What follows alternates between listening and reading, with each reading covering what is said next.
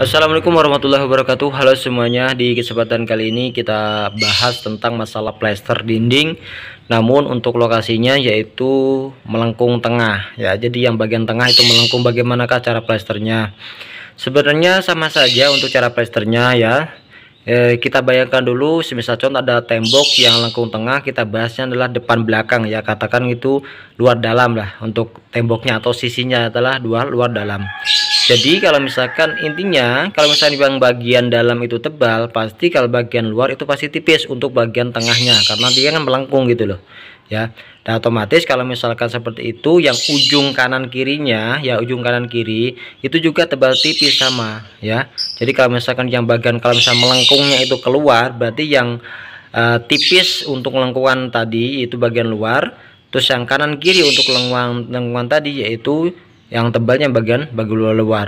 Nanti kita akan jelaskan secara tulisan ya, mungkin supaya teman-teman lebih paham untuk tentang tentang permasalahan plester tembok yang melengkung seperti ini.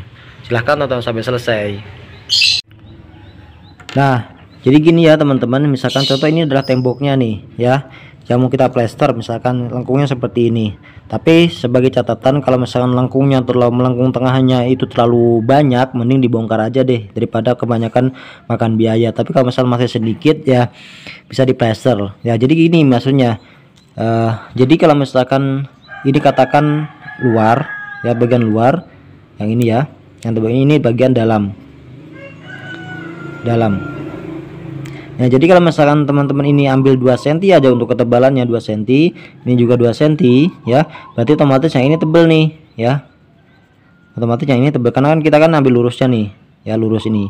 Nah, juga sebaliknya, kalau misalkan di sini adalah yang sini berarti yang sini tipis kan, ini ujungnya tipis kan, ini juga tipis. Yang ini kebalikannya, ini pasti tebal. Karena apa? Mengikuti dari ini nih. Kalau misalnya kita nggak mau bobok ya, jadi kita ambil patokan untuk yang bagian luar itu dari sini 2 cm, berarti ini ambil lurusnya juga sama nih 2 cm 2 cm, otomatis ini kan tebal nih. Nah, ini tebal, ini tebal, ini tipis, ini tipis. Ini kebalikannya, ini tipis, ini tebal gitu. Jadi kalau misalkan tembok yang lengkung seperti itu cara plasternya ya.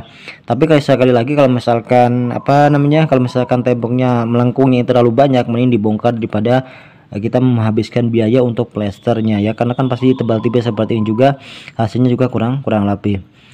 Oke teman-teman, semoga bermanfaat dan sampai jumpa di video selanjutnya. Wassalamualaikum warahmatullahi wabarakatuh.